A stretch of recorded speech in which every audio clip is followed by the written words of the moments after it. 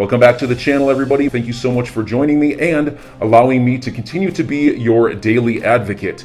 If you're new here or you're not subscribed for any reason, please do me a huge favor and hit the subscribe button. Thank you to all of you who have been watching and following me for so long. It truly means a lot, and I'm glad that I can be this person. This is going to show you guys perfectly that Gary Gensler has been blatantly lying to the market about there being clarity. Gary Gensler has known this entire time that there is no clarity in this market, and the only reason he's saying there is because he wants the SEC, the agency he is the head of, to have complete power over cryptocurrencies. I believe Joe Biden's executive order essentially stripped this dream away from Gary, but just listen up to this video because it's going to blow your mind. We need to look at all these tokens. I think that will bring clarity to the market. And I think that it's not just the ones that we call initial coin offerings, but it's really critical to go through the top tokens. And so we did a little analysis. I've done this analysis, but with the help of some others, on just the big five: Bitcoin, Litecoin, Bitcoin Cash. All strikes that they're probably not. There's a non-lawyer, I get it. People. So Gary Gensler starts off this clip by directly telling us that the cryptocurrency market needs more clarity. This is the exact opposite of everything he's been saying since he took head of the SEC.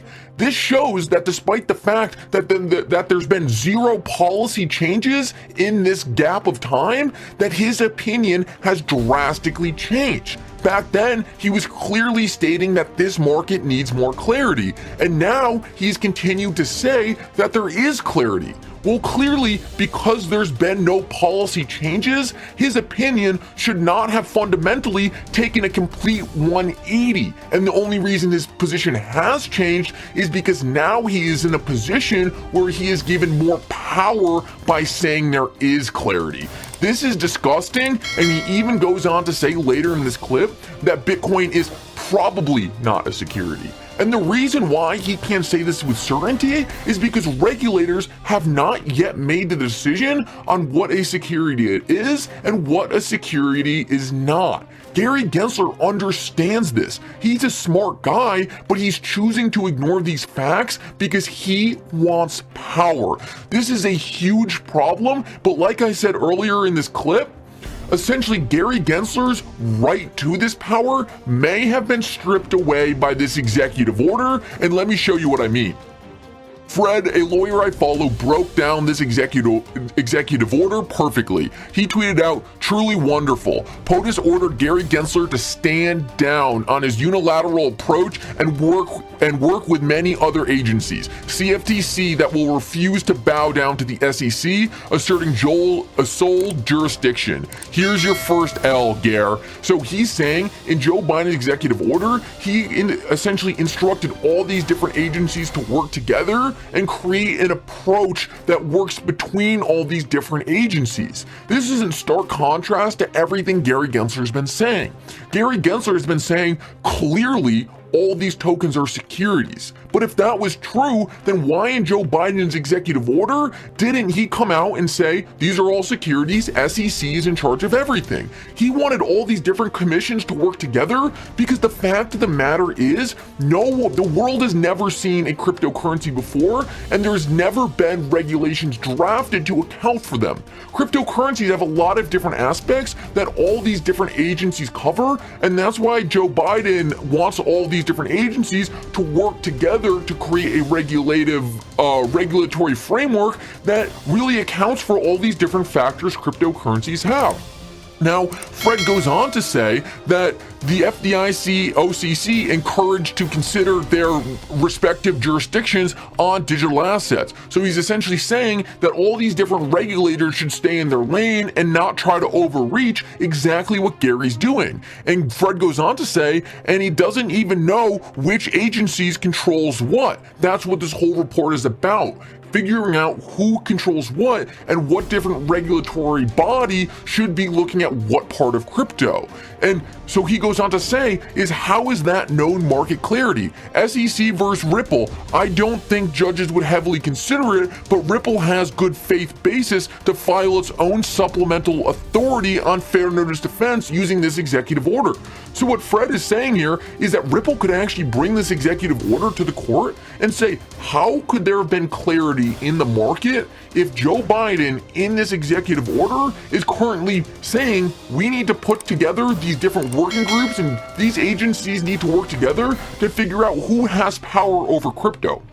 How could Ripple have known XRP was a security if the agency who was telling them if it wasn't a security, but the agency who's suing them might not even have power over crypto? It hasn't been decided yet. So clearly Ripple never had the fair notice if the agency who's suing them might not even have power over any of this. And this is a huge thing going forward. Now, the next thing I definitely think we need to be paying attention to is the words in this executive order. Bearable Bull pointed out, this executive order made me extremely excited. Sound familiar? Many Americans are underbanked and the cost of cross-border money transfers and payments are high.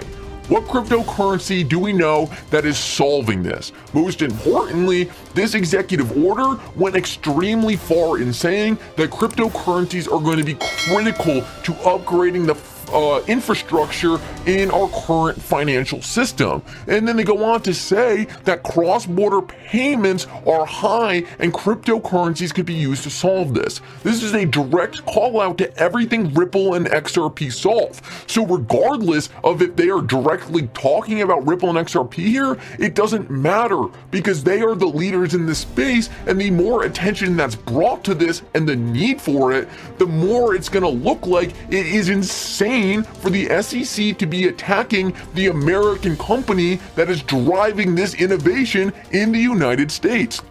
Craig DeWitt, a former Ripple member, actually weighed in on this, and he said a United States CBDC may have the potential to support efficient and low-cost transactions, particularly for cross-border fund transfers and payments. XRP is ahead of the curve again, and this is exactly it.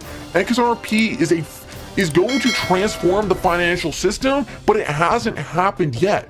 It is positioned perfectly though. Everything XRP and Ripple have done have positioned XRP to be the best asset to build a new financial system on top of, especially the US financial system. Because Ripple is an American company, I believe this regulation and this executive order is going to drive huge changes in the future. And based on everything said here, it looks like Ripple will be the center of it, and that is great news for us. Let's keep moving though. And this is just another tweet along these lines. The United States has a strong interest in promoting responsible innovation that expands equitable access to financial services, including making investments in domestic cross-border funds, transfers, and payments cheaper, faster, and safer. What company do we all know of using cryptocurrency to make payments cheaper?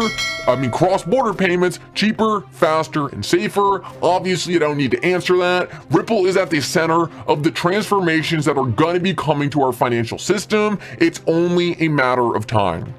John Dean continues to expand on another fact of this executive order that I believe might be one of the most critical things, and that is the fact that the U.S. in this executive order directly said that the U.S. is going to use different agencies across the world to help build their own framework. Exactly, it directs agencies to work with their allies and partners to ensure international frameworks. Well, let's look around the world.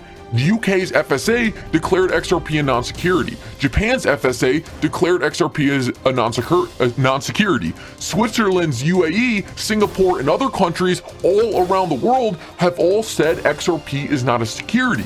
So how would it make any sense if the US is trying to build a more cohesive regulatory framework across borders to go completely against what all these other countries are saying? It shows that the US is clearly out of line here, and it goes back to the fact that they are out of line for a reason, and that's because the regulators want power. It's not about justice, it's about this guy wanting power, and I have a feeling this right here might have just put the finishing nail in Gary Gensler's BS case. I know it wasn't Gary's case, it was Jay Clayton's, but he's strung this along way longer than he should have. Let's keep moving, and I believe this is one of the biggest things in this entire thing. I'm just saying and gonna leave this here by Digital Perspectives. FSOC, you say what? I'm pretty sure we've heard this somewhere before, and that's by, in this executive order, it says, protect the US and global financial stability and migrate systematic risk by encouraging FSOC to identify and migrate economy-wide financial risk posed by digital assets and develop appropriate policy recommendations to address any regulatory gaps. So what this is saying is this executive order is encouraging FSOC to be the primary regulator based on what the executive order has alluded to so far. What do we know about FSOC? Well, FSOC has actually already declared XRP a virtual currency, not a security, and guess who signed off on that? Jay Clayton. These are the things that you look back and you say, how could this not be set up? FSOC is becoming the primary regulator for cryptocurrencies, and Jay Clayton, the one who filed the lawsuit against Ripple, was one of the people who signed off back in 2015 saying that XRP was a currency. I don't know how you could make this up. Actually, it might have been 2019, but either way, I don't know how you could make this up. This is insane. Last of all, I just wanted to read you this quote because I believe this is the perfect note to end on. This is from JP Morgan. Ripple's XRP has been largely successful at accomplishing its goals of reducing fees and transactions times associated with money transfers. If the company is able to win the SEC lawsuit and trading resumes on major crypto exchanges like Coinbase, XRP is poised for significant adoption. So enjoy your day, everybody. I'm always here for you. Leave any comments or questions below, and be sure to subscribe. But thanks, everybody. I really appreciate you. Enjoy your day, and I always have your back. So thanks so much, everybody.